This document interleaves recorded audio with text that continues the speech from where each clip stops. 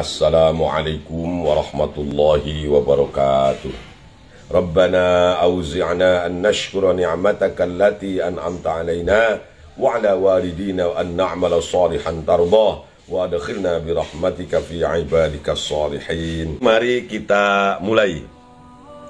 Masih membahas tentang bab mahabbah dan muhasabatun nafs. Setelah selesai menjelaskan mahabbah, maka selanjutnya Imam Ghazali di sini menjelaskan tentang muhasabatun nafs. Wa amma muhasabatun nafsi, adapun introspeksi diri, faqad amara, maka sungguh telah memerintahkan siapa Allah biha kepada muhasabatun nafs. Biqaulihi ta'ala, dengan firman Allah Ta'ala, a'udzubillahi minasyaitonir rajim. Ya ayyuhalladzina amanu taqullaha wal tanzur nafsum ma qaddamat lighadin wattaqullaha innallaha khabirum bima ta'malun. Ya ayyuhalladzina amanu, wahai orang-orang yang beriman, wallahu a'lam bimuradi hadhil ayah. Ittaqu, bertakwalah kalian, takutlah kalian Allah kepada Allah, wal tanzur, dan hendaklah berpikir siapa nafsun, setiap diri, ma, terhadap sesuatu qaddamat yang telah dilakukan nafsun itu, lighadin, untuk masa depan, wattaqullah, dan bertakwalah engkau kepada Allah, innallaha khabirum bima ta'malun, sesungguhnya Allah maha waspada, maha melihat kepada apa yang kalian kerjakan. Dalam ayat ini ada ittaqullah, perintah Allah yang sama, yaitu lapan ittaqullah diulangi sebanyak 2 kali dalam satu ayat. Ya ayyuhalladzina amanu taqullah wal tanzur nafsum ma qaddamat lighad wattaqullah. Wa hadhihi, dan ayat ini isyaratun, memberikan isyarat ilal muhasabah, kepada introspeksi, alamat terhadap sesuatu mabo yang telah lewat, minal amali, ma itu minnya lil bayan, yaitu segala amal perbuatan kita. Jadi salah satu nilai, salah satu bentuk ketakwaan kita kepada Allah adalah dengan cara wal tanzur nafsum ma qaddamat lighad, yaitu muhasabah, melihat, berintrospeksi kepada apa yang telah kita lakukan, lighadin, untuk hari esok, maksudnya untuk akhirat kelak, minal amali, yaitu dari amal-amal kita. Hendaklah kita melihat apakah banyak amal baik ataukah amal buruk. Hendaknya setiap hari kita periksa diri kita, apakah pada hari ini banyak melakukan kebaikan atau melakukan keburukan. Apakah lisan kita mengucapkan sesuatu yang bermanfaat atau mengucapkan hal-hal yang madarat, yang membuat jarak antara kita dengan Allah semakin jauh. Apakah mata kita, apakah telinga kita, apakah tangan dan pikiran kita, semuanya itu digunakan untuk kepentingan Allah atau untuk kepentingan nafsu? Hendaklah setiap hari kita lakukan itu. Walidzalika qala, oleh karena itu, qala, berkata siapa? Umaru, Sayyidina Umar bin Khattab radhiyallahu an. Jadi kalau ada ain mim ra itu dibacanya Umar, kalau ada wawunya dibacanya Amrun. Untuk membedakan mana Umar mana Amrun, maka dipakai wawu kalau Amrun. Hasibu anfusakum qabla an tuhasabu wazinuha qabla an tuzanu. Sering kita dengar dari para mubaligh, ini selalu dinisbatkan kepada Kangjeng Nabi, padahal menurut Imam Ghazali ini adalah perkataan dari Sayyidina Umar bin Khattab radhiyallahu anhu. Hasibu, periksalah oleh kalian anfusakum, diri kalian sendiri. Berintrospeksilah qabla an tuhasabu, sebelum kalian diperiksa nanti di yaumil hisab oleh Allah. Wazinu, dan timbanglah anfusakum itu qabla an tuzanu, sebelum engkau nanti ditimbang oleh Allah. Jadi setelah kita menghisab diri kita, apakah masih rajin sholat berjamaah atau lebih banyak sholat munfarid? Apakah hari ini atau kemarin yang kita lakukan itu pernah menolong orang lain atau justru menyakiti hati orang lain? Nah, periksalah terus setiap hari qabla an tuhasabu, sebelum kalian semua nanti diperiksa oleh Allah. Dan wazinuha, ditimbang-timbang mana yang berat ke kanan, apakah lebih berat kebaikan atau keburukan. Karena 0,01% pun jika berat ke sebelah kanan, maka semua dosa itu akan terhapuskan. Innal hasanat yudhibanas sayyiat, atau kama qala Allah Ta'ala fi kitabihil karim. Sesungguhnya kebaikan-kebaikan itu bisa menghilangkan semua keburukan.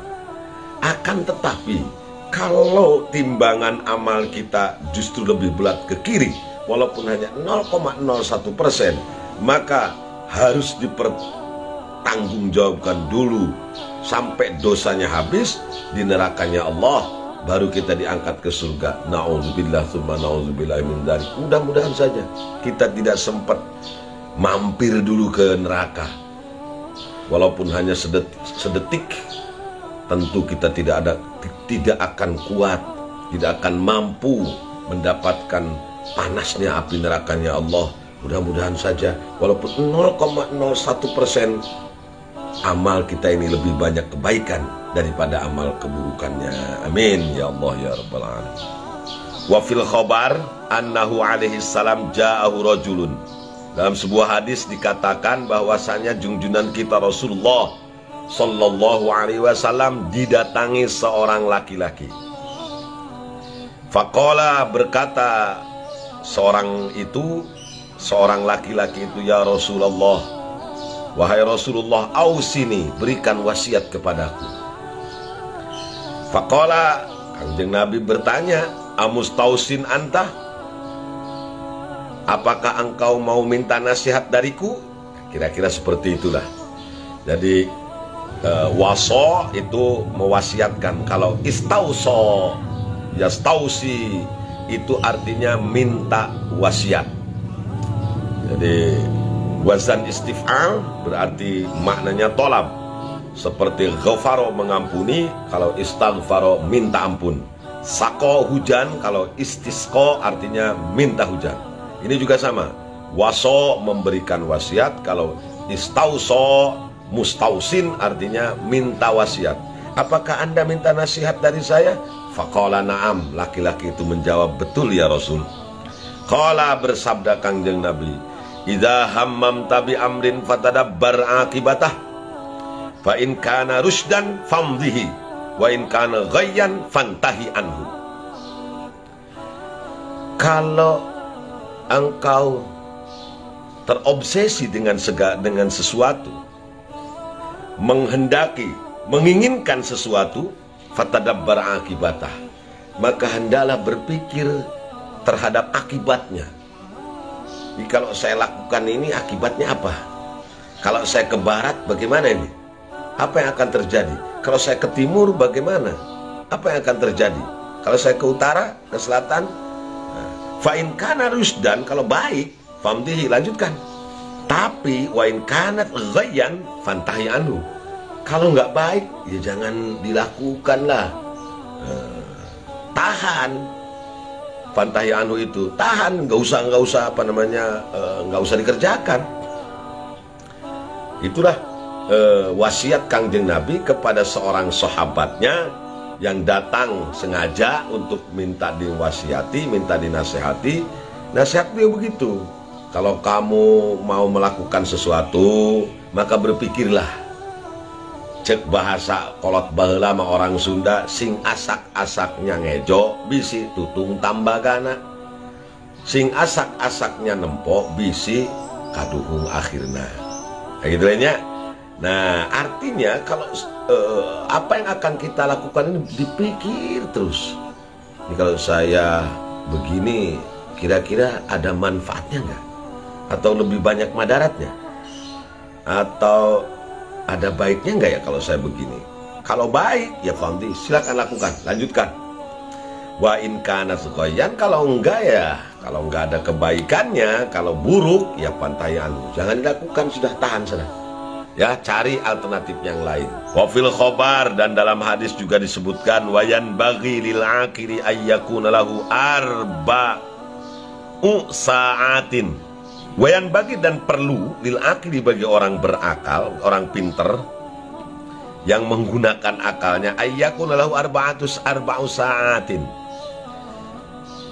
Di dalam satu hari itu, satu hari satu malam 24 jam, sisihkan yang 4 jam.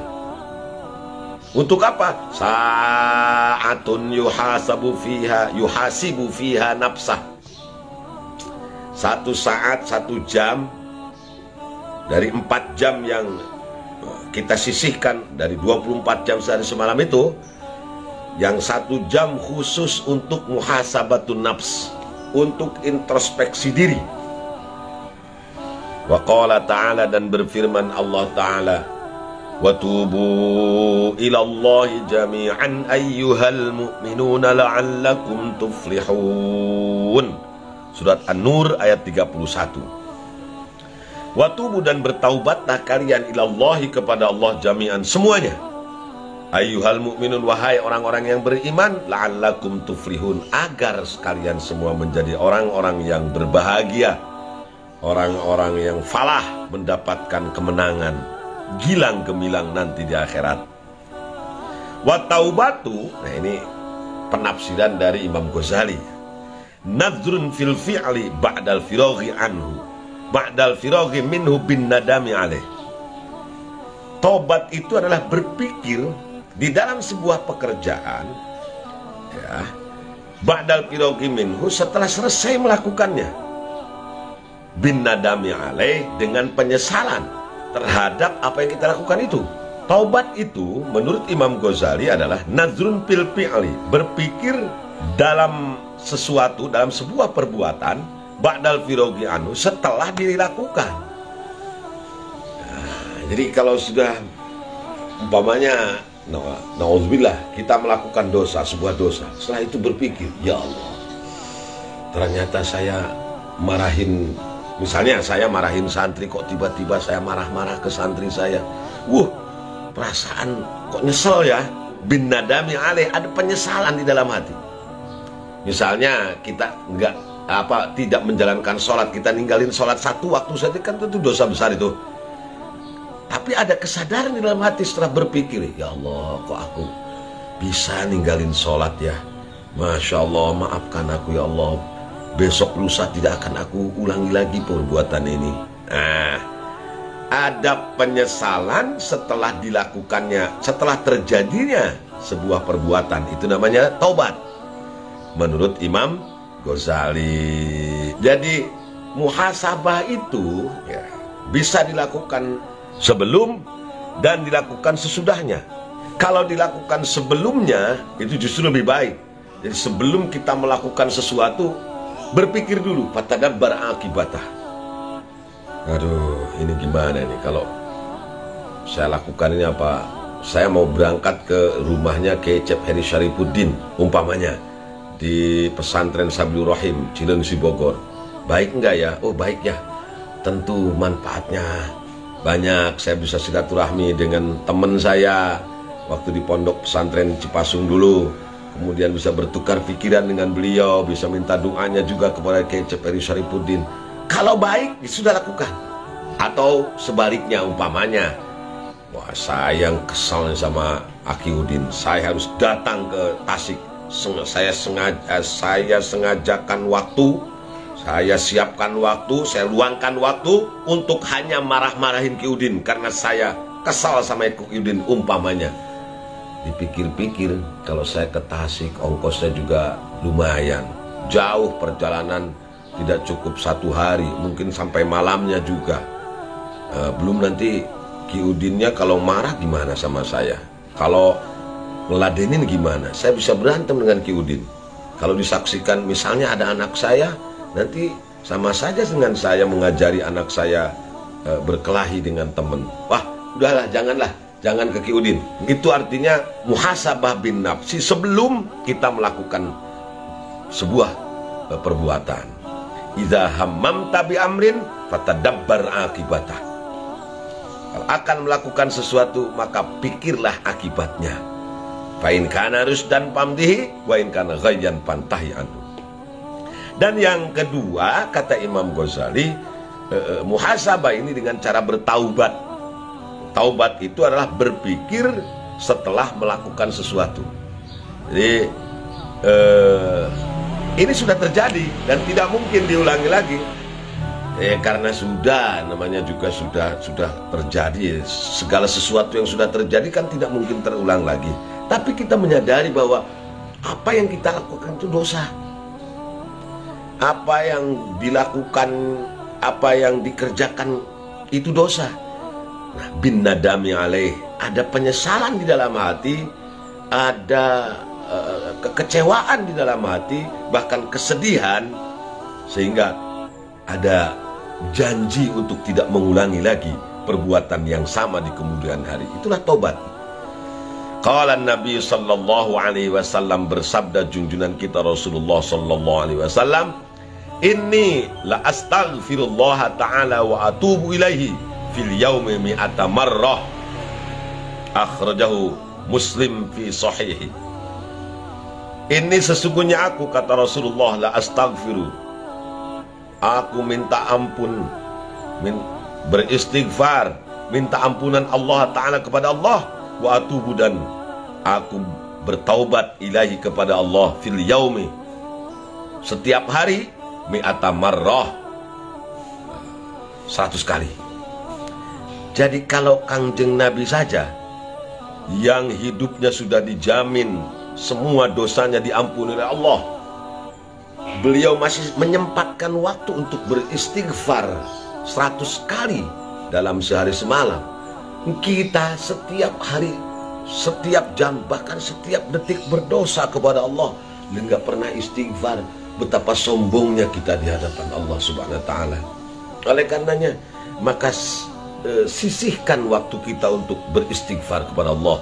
Rasulullah sallallahu alaihi wasallam mendapat jaminan dari Allah, inna fatahna laka fatham mubina liyaghfira laka Allahu ma taqaddama min dhanbihi wa ma ta'akhkhar, min dhanbika wa ma ta'akhkhar, min dhanbika wa ma ta'akhkhar, wa yutimma ni'matahu 'alaika wa yahdiyaka siratan mustaqima. Kangjeng Nabi itu sudah dijamin. Bahkan beliau adalah awwalu man fataha abwabal jannah. Beliau orang pertama yang membuka pintu gerbang surga. Rasulullah sallallahu alaihi wasallam, bukan yang lain. Tetapi walaupun hidupnya sudah dijamin masuk surga, semua dosa-dosanya dijamin diampuni oleh Allah, tapi beliau masih menyempatkan waktu beristighfar kepada Allah minimal 100 kali. Bahkan dalam satu riwayat minimal 70 kali sehari semalam. Astagfirullahaladzim, astagfirullahaladzim, astagfirullahaladzim. Tetapi kalau lihat redaksi hadisnya wa atubu ilaih, maka para ulama menganjurkan untuk menambahkan kalimat wa atubu ilaih, astagfirullahaladzim wa atubu ilaih, astagfirullahaladzim wa atubu ilaih. Kalau ijazah dari ayah saya dari kakek saya, dibacanya itu istighfar, rabbighfirli warhamni wa tub alayya innaka antat tawwabur rahim, 100 kali setiap pada sholat duha. Kalau mau diamalkan, monggo silakan. Rabbighfirli warhamni wa tub alayya innaka antat tawwabur rahim. Sebelum kita berdoa, Allahumma inna duhauka wal baha'a bahauka wal jamala jamaluka, dan seterusnya, sebaiknya membaca itu. Rabbighfirli warhamni wa tub alayya innaka antat tawwabur rahim. Rabbighfirli warhamni wa tub alayya innaka antat tawwabur rahim. 100 kali. Artinya istighfar ini sebagai bukti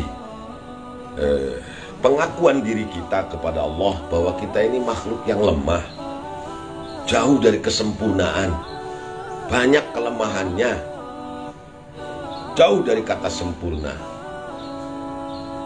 Kalau kita bandingkan apakah lebih banyak amal baik daripada amal buruk, tentu harus kita sadari kita masih terlalu jauh.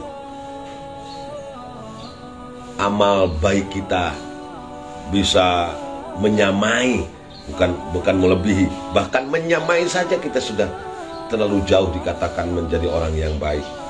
Maka bertabarruklah kepada Allah dengan membaca istighfar minimal sehari semalam 100 kali. Kalau lebih bagaimana, Kang? Ya kalau lebih bagus lah. Misalnya saya karena merasa banyak dosa, saya baca istighfar itu 100 kali setelah sholatul mafruḍah umpamanya. Kalau orang lain cuma 3 kali, kalau saya 100 kali. Jadi sehari semalam berarti 500 kali. Bagaimana itu? Ya lebih banyak, lebih baik. Artinya kita, yang penting ada kesadaran dalam hati kita. Ya, itu yang penting ya. Artinya kalau kita mau istighfar itu sadar bahwa kita ini banyak dosa, bahwa kita ini makhluk lemah, kita ini makhluk yang jauh dari kesempurnaan, hamba Allah yang berlumuran dosa. Maka kalimatul i'tiraf yang sering kita dengar di pondok-pondok pesantren, di surau-surau, majlis-majlis, masjid-masjid, sebelum berkumandangnya qomat setelah adzan, i'tiraf itu bahkan oleh kita kaum Nahdiyin dibaca 3 atau 5 kali setelah sholat Jumat. Ilahi lasturil firdausi ahla wala aqwa 'alan naril jahim fahabli taubatan waghfir dzunubi fa innaka ghafirudz dzambil azim. Itu sebaiknya dibaca setelah sholat Jumat ya. Ada baca Fatihah, baca Qulhu, Falak bin Nas, baru diakhiri dengan ilahi lasturil firdausi ahla. Ya kalau misalnya tidak sempat membaca itu ya, waktu beristighfar itu berdoa kita juga ngomong seperti itu. Ilahi lasturil firdausi ahla wala aqwa 'alan naril jahim.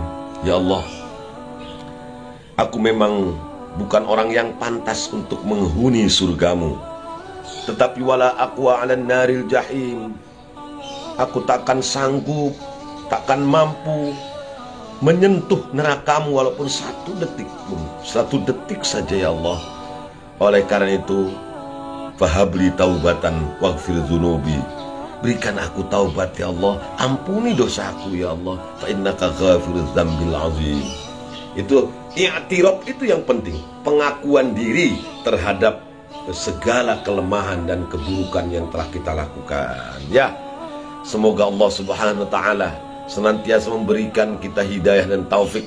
Itu saja yang dapat saya sampaikan. Kurang lebihnya mohon maaf. Yang benar datang dari Allah, yang salah datang dari kebodohan saya. Semoga Allah mengampuni dosa kita semua. Khidma sofa wa da'ma qadar wal afu minkum wallahul muwaffiq ila aqwamit thariq. Wassalamualaikum warahmatullahi wabarakatuh.